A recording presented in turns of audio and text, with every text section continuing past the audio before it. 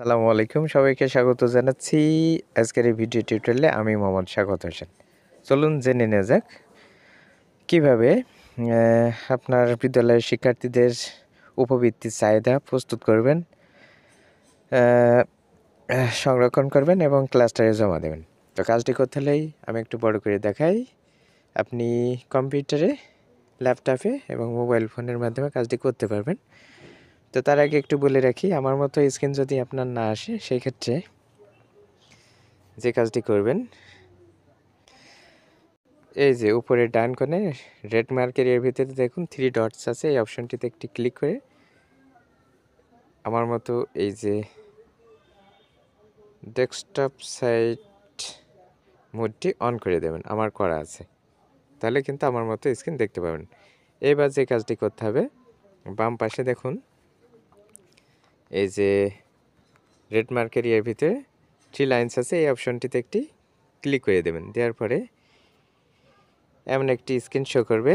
এখানে আপনাকে এই যে চাহিদা যে অপশনটি আছে, এই অপশনটিতে একটি ক্লিক করতে হবে। ক্লিক করার পরে এখানে দেখুন আছে চাহিদা প্রস্তুত। প্রথমে আপনাকে চাহিদা প্রস্তুত করতে হবে। এই চাহিদা প্রস্তুত অপশনে একটি ক্লিক করে দিতে হবে। আমি ক্লিক করে দিচ্ছি। ক্লিক করে দেওয়ার পরে আপনার বিদ্যালয়ের উপবৃত্তি পাওয়ার যোগ্য সকল শিক্ষার্থী কিন্তু এখানে শো করবে। আমি যদি একটু বড় করে দেখাই, এখানে দেখুন 114টির মধ্যে,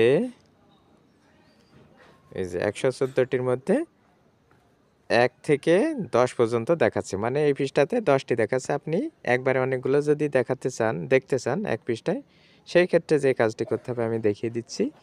এই যে এখানে দেখুন একটি অপশন আছে 10 লেখা, এই অপশনটিতে একটি ক্লিক করে দেবেন। দেওয়ার পরে এরকম একটি স্ক্রিন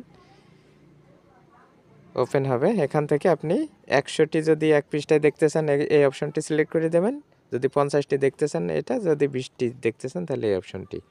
এই যে ডান পাশে আমি এই অপশনটি নির্বাচন করে দিচ্ছি, কারণ আমি এক পৃষ্ঠায় 100টি ডাটা দেখতে চাই। নির্বাচন করে দিলাম। এবার দেখুন এক পৃষ্ঠায় কিন্তু 100টি ডাটা এখানে শো করছে। আপনি এভাবে কিন্তু সরাসরি নিচে স্ক্রল করে এসে নিচে আর দেখতে পাবেন না। নিচে দেখতে হলে একটু বড় করে নেবেন আমার মতো, নিয়ে তারপর স্ক্রল করবেন। এই যে নিচে দেখুন সংরক্ষণ অপশন আছে। যদি মোবাইল ফোনে কাজটি করে থাকেন তাহলে কিন্তু প্রথমে সংরক্ষণ অপশনটি দেখতে পাবেন না। আমার মতো বড় করে নিয়ে তারপর নিচে স্ক্রল করে দেখলে এই সংরক্ষণ অপশনটি দেখতে পাবেন। এই সংরক্ষণ করার আগে আপনাকে কিন্তু চাহিদা প্রস্তুত করতে হবে।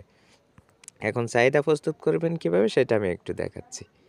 চাহিদা প্রস্তুত করার জন্য আপনি যদি মনে করেন আপনার বিদ্যালয়ের কোনো শিক্ষার্থী বাদ দেবেন না, সেই ক্ষেত্রে আমি আরেকটু বড় করে দেখাই।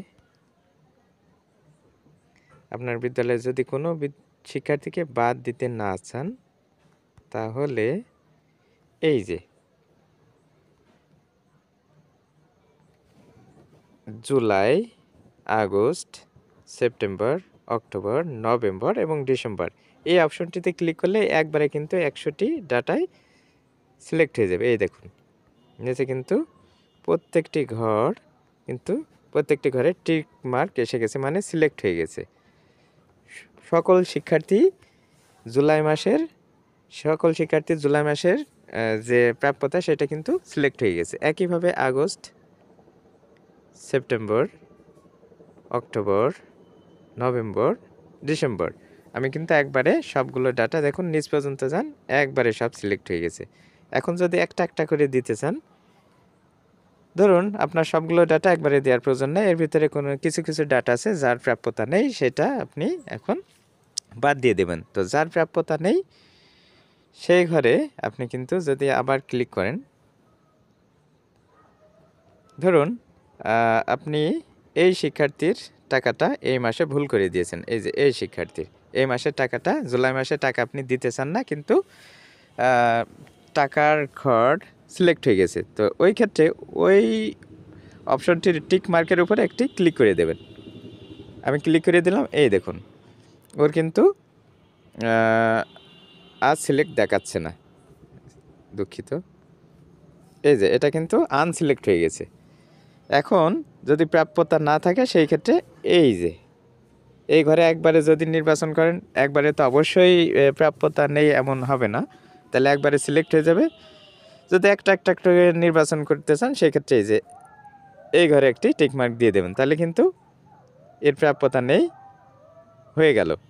এখন যদি মনে করেন ওর প্রাপ্যতা আছে, আমি ভুল করে প্রাপ্যতা নেই অপশনটি সিলেক্ট করে ফেলেছি, তাহলে এই অপশনটিতে আবার ক্লিক করে দেবেন। আমি ক্লিক করে দিচ্ছি, এই দেখুন টিকমার্ক উঠে গেছে।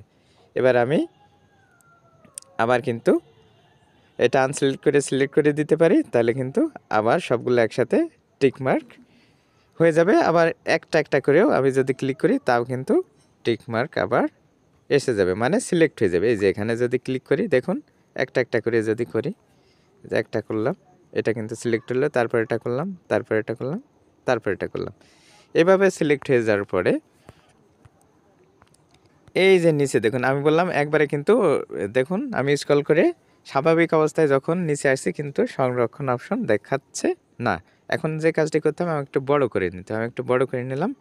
বড় করে নিয়ে যখন স্ক্রল করে নিচে আসছি তখন দেখুন এখানে কিন্তু সংরক্ষণের যে অপশনটি সেটা কিন্তু শো করছে।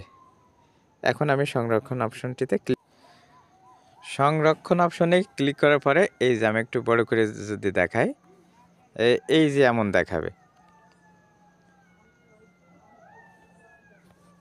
চাহিদা প্রস্তুত, চাহিদা 21, মানে আমি 21 জনের চাহিদা দিয়েছি, প্রাপ্যতা নাই 0, মানে যে ক্লাসের চাহিদা আমি তৈরি করতে চাচ্ছি, প্রস্তুত করতে চাচ্ছি সেই ক্লাসে প্রাপ্যতা নেই এমন শিক্ষার্থী কিন্তু নির্বাচন করা নেই, এই জন্য 0 দেখাচ্ছে। এখন আমি এই যে হ্যাঁ অপশনে ক্লিক করে দেব, তাহলে কিন্তু এই চাহিদাগুলো প্রস্তুত হয়ে যাবে। আমি হ্যাঁ অপশনে ক্লিক করে দিলাম, এই যে দেখুন ডিমান্ড সাবমিট কমপ্লিটেড দেখাচ্ছে। এখন আমি যদি আবার এই উপরে অর্থাৎ 3 লাইনসে ক্লিক করি বাম পাশে, এই যে এখানে ক্লিক করে দেওয়ার পরে এমন অপশনটি কিন্তু শো করবে। এই যেমন এখান থেকে এই যে চাহিদা ক্লাস্টারে জমাদান একটা অপশন আছে, সবগুলো চাহিদা তৈরি করে নেওয়ার পরে আপনি এই ক্লাস্টারের জমাদানের কাজটি করতে পারেন, আবার একটি করে করতে পারেন। সবগুলো একবারে চাহিদা প্রস্তুত করে সংরক্ষণ করে নিয়ে সাবমিট করাই উত্তম। আপনি ভালোভাবে যাচাই করে দেখবেন, যাদের প্রাপ্যতা নেই সেটা কিন্তু অবশ্যই বাদ দিবেন। আমি এখন ক্লাস্টারে জমাদান কিভাবে করবেন সেটা দেখাচ্ছি। এই অপশনটিতে ক্লিক করে দেবেন, আমি যে চাহিদা প্রস্তুত করলাম সেই চাহিদাগুলো এখানে কিন্তু শো করবে। এই যে এই চাহিদাগুলো কিন্তু আমি প্রস্তুত করেছি, এখানে কিন্তু 10টি দেখাচ্ছে। একইভাবে আমি কিন্তু অনেকগুলো এক পেজে দেখতে পারি। কিভাবে দেখতে পারি সেটা কিন্তু একটু আগে দেখিয়েছি, এই কারণে আর দেখালাম না। এখানেও কিন্তু 20টি, এই কারণে এক পেজে সব আপনি নিচের দিকে কিন্তু ক্লাসে পাঠান এটা দেখতে পাচ্ছেন। যদি অনেক শিক্ষার্থী হয় সেক্ষেত্রে কিন্তু আপনি দেখতে না পারেন, সেক্ষেত্রে যা করতে হবে এইভাবে একটু বড় করে নেবেন, নিয়ে তারপরে দেখবেন।